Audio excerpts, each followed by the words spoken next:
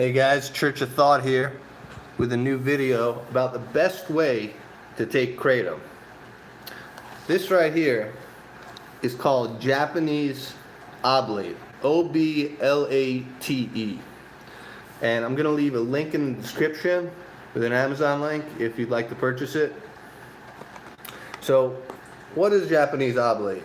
Well, Japanese Oblate is a very, very thin rice paper. And I'm going to take a sheet right here so you can see what I'm talking about. Here you go. Now, the nice thing, the special property of this rice paper is that when you lick it, essentially it gets gooified. It turns into like a glue. And what you can do then is you can use it to take kratom without having to use any of these previous common methods, namely toss and wash, capsules, or disgusting sludge tea. Well, I know we've all been there. So, I'm going to show you a quick demonstration of how to make a little oblate sphere of kratom. So I got right here some red MD. Probably not pronouncing that right, so I'll just call it Red MD. That's the only you all know it by. Basically just sprinkle quite a little bit of powder. Not too much. Reason you don't want too much is it's going to fall out and may end up popping in your mouth, which doesn't happen, to me anymore. It's just you got to know what the limit is. You might have to make multiple of them depending on your usual kratom dose. Okay. So here we go. You fold both ends like a taco. You make a little balloon kind of knot going on here. Obviously it's not a knot yet, and it actually won't really become a knot. What I'm going to do is I take another piece of oblate, right? And I'm going to invert this and fold it around. So the idea is that it would be covered on both sides now. Again, fold it up like a balloon knot. And then what you're going to do is you're just going to lick the end. Just lick it, get that to stick. As you can see, once I licked it, it stays shut. It stays closed. Okay. Now you can just swallow it like a pill. Obviously, if you have trouble swallowing pills, this might not be the best method for you. But this does seem to be the best method for me.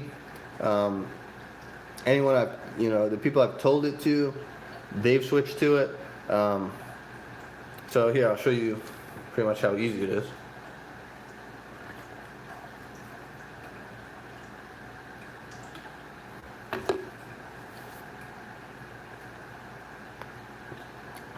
That's it, swallow. Okay, so let's talk about the other methods of taking kratom and why they suck compared to oblate. You got toss and wash, right? Number one, you're tasting a little bit of it. Obviously, you don't taste the whole thing, and yeah, taste isn't that big a deal when you're taking kratom for pain relief and the mood-enhancing properties and, whatever may be your ailment that kratom seems to help with. Taste isn't a big thing unless you're going to be a wussy, right? Which, of course, we're not going to endorse. But the real issue is that it starts to kind of aerate in your mouth sometimes. And it gets in your lungs, you start coughing. Excuse me. And,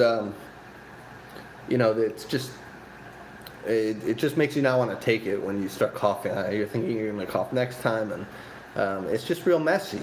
Okay, so that's not good. Plus, it gets all over your teeth, and it's kind of minor, but those things matter because when you're taking something that's supposed to help you, the last thing you want to associate with it is negative effects, right? Whereas here, I just made a pouch, swallowed it, no negative effects, no kind of aversion to doing it next time.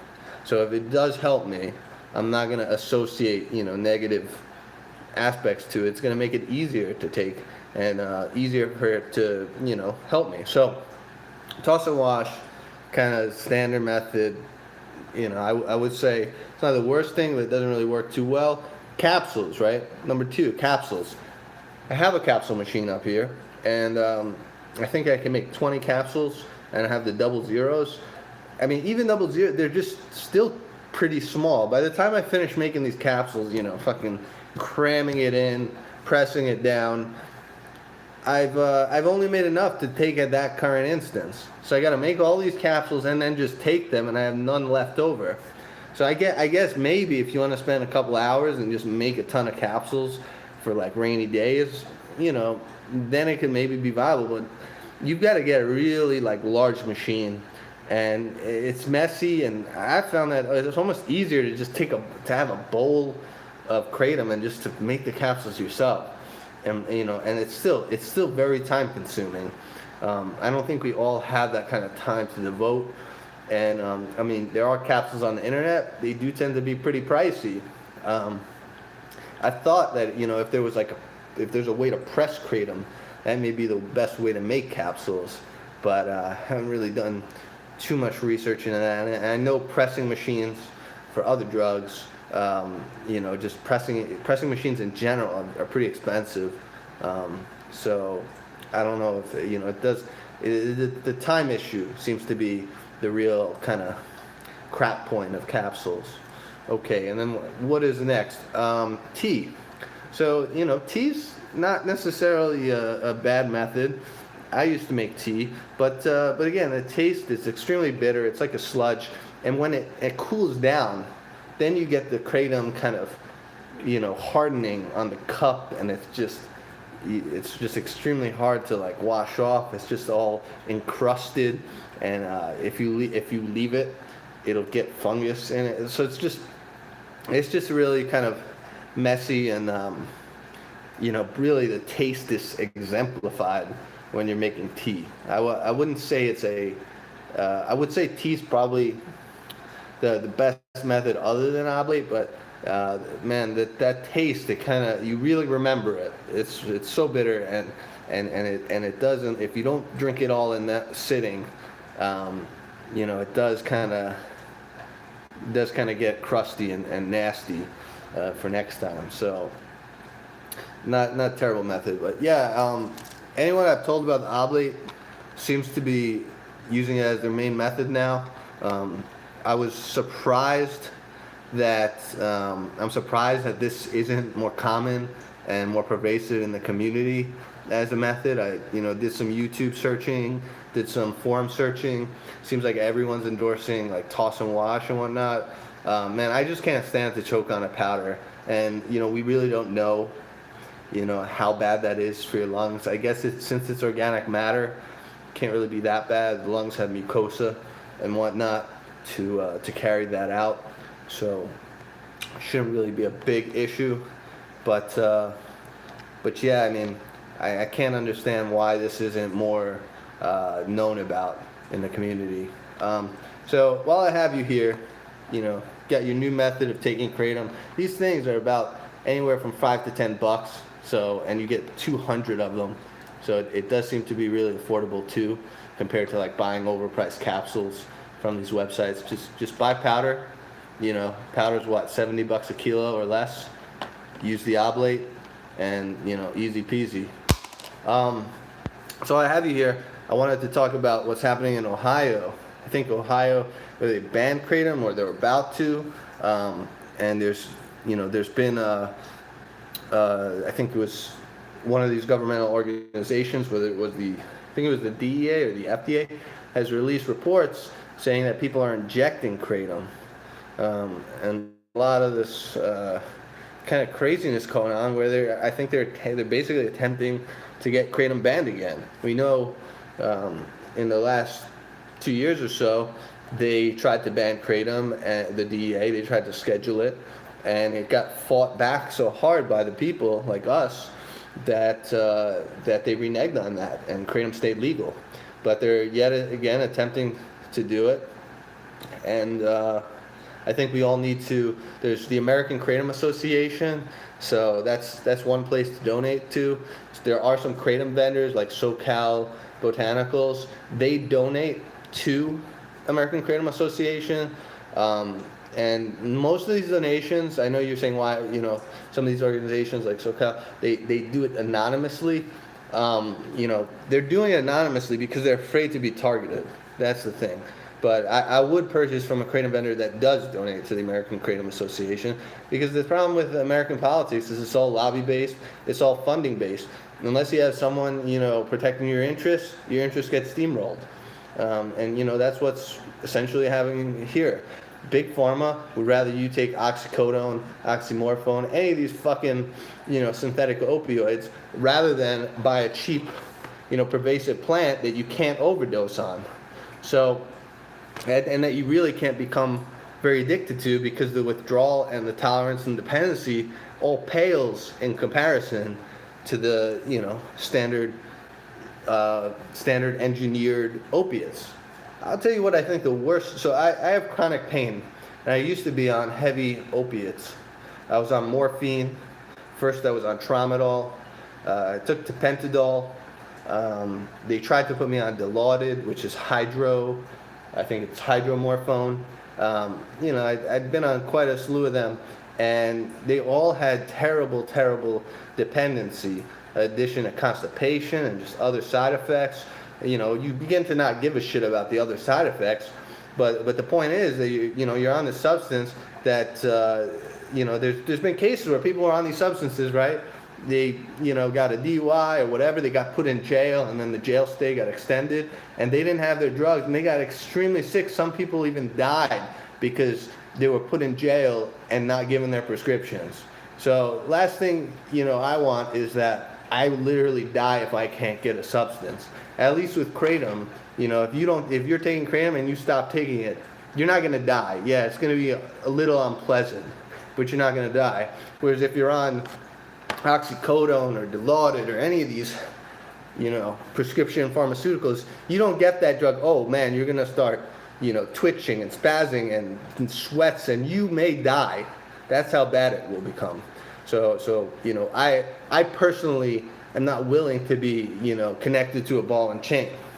That's why I, prefer kratom. The other reason why I'd say that pharmaceuticals are not really as therapeutic as plants. I've been a convert to plants for the last few years. Well, first of all, I graduated with a pre-med degree, and involved chemistry, involved biology, and medicine, of course, physiology and things like that. So I do know a little bit about this. And what happens is when you have a single drug, a single chemical drug, like oxycodone or morphine or whatever it may be, almost all these prescription drugs are a single chemical. It has a single mechanism. It hits, it hits the receptor, whether it's an agonist or an antagonist. Most of them are opiate agonists, right?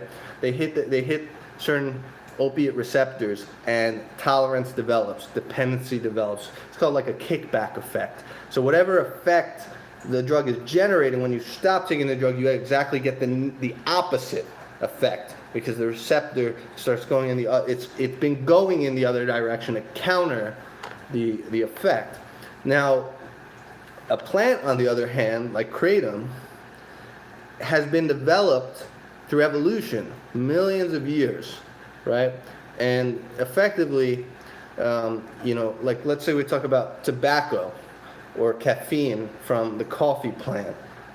These things are insecticides. The plant developed these drugs, right, through evolution, trial and error, just over millions of years, right? It developed these chemicals to act as insecticides to protect itself, right? And it just so happens that what kills an insect doesn't kill us, and we get some benefit from these. Even like, let's say, white willow bark that has salicylic acid, which is aspirin, right? That's where aspirin's derived from. That drug, salicylic acid, is used by that plant to protect itself, because the aspirin kills certain types of insects and may prevent animals, due to its bitterness, from eating its bark, protects it. So anyways, the thing is, these plants don't develop single chemicals. Maybe in the case of tobacco, yeah, you have nicotine as the single predominant chemical, but most plants tend to have a variety of chemicals they develop, like kratom. It doesn't have a single opioid agonist. Yes, mitragylline, I'm probably not saying it right. That is, one of the opioid and maybe the main one, but it has a slew of chemicals, and they're synergistic. Synergistic in that the plant essentially, the way it evolves is that once it has, let's say, one of these chemicals, it's more likely to evolve another chemical that will boost the efficacy of an existing chemical it already has. And this is a parallel to, for example, why intelligence develops in humans and monkeys, because once you have posable thumbs, intelligence will boost your ability to, or intelligence, when it develops, is boosted by the hand and magnified by it. So once you have one thing, it's advantageous for something else to magnify it. So once a plant has one chemical, it starts to develop other chemicals that synergize, that aren't just separate. So these plants, they have a ton of different synergistic compounds, and they don't hammer a single receptor at once. They're not, the opiate that's given by the prescription pharmaceutical, right? That's the single drug, a single chemical hitting a single receptor, or maybe some opioids will connect to multiple receptors, but it has a single mechanism, and it's hammering that mechanism really hard, right? Whereas you'll have the plant with the multiple synergistic compounds that hits here a little bit, hits here a little bit, hits here a little bit. Its effect is an aggregate, meaning it's like if I stab a needle into you versus I hit you with a spread out pressure. Something that's pinpointed is going to apply a lot more damage than something that's spread out and has an aggregate effect. Yeah, the force might be the same, but the way it's arranged affects your body's response. So plants tend to be, in summary, plants tend to be way more therapeutic. They're more therapeutic because the effect is spread out, meaning the dependency, the tolerance, all the negative effects are, not really as produced by the body. They're not as, the body doesn't produce as much tolerance, it doesn't get as much dependency, and it doesn't have as much reaction, because each chemical is doing just a little bit. Each compound is doing just a little bit, and it adds up to a desired effect. The opiate, you have one chemical doing a lot, and your body sees that, and your body responds. So I hope that explains why plants tend to be more therapeutic.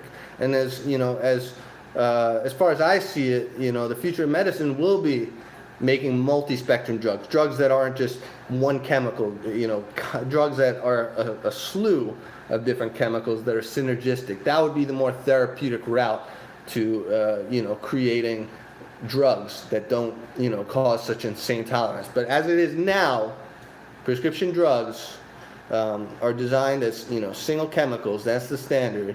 And it makes sense why, because it's easier to study them. It's safe, it's safer in terms of knowing what happens. But as per what is best for us, the patient, the citizen, I'd say plants are, because tolerance, addiction, dependency, that's a huge factor. And if you can negate that, in even a little bit, there's more chance that a drug can be a lifestyle drug, that a drug can be maintained, can be taken, to actually,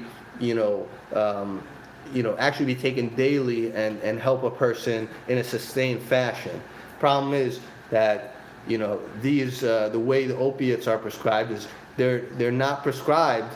They can't be used long term. Why would you give someone something that's a temporary patch over? Why not help them, get back on their feet and start taking things that could be taken even potentially for the rest of their life? Something that actually works and isn't just a patch over. Something that can be maintained. So that's why, I endorse kratom. I encourage all of you to continue to fight to keep kratom legal. Donate to the American Kratom Association. If you have friends who use kratom, tell them about the Oblate. I'll leave a link in the description below for Amazon. Yeah, hope you guys got something from this. This method, it doesn't seem to be very public, but it's pretty awesome, and I hope kratom stays legal because it's helping a lot of people that have chronic pain and other issues. So yeah, have a good one, guys. Check your thought out.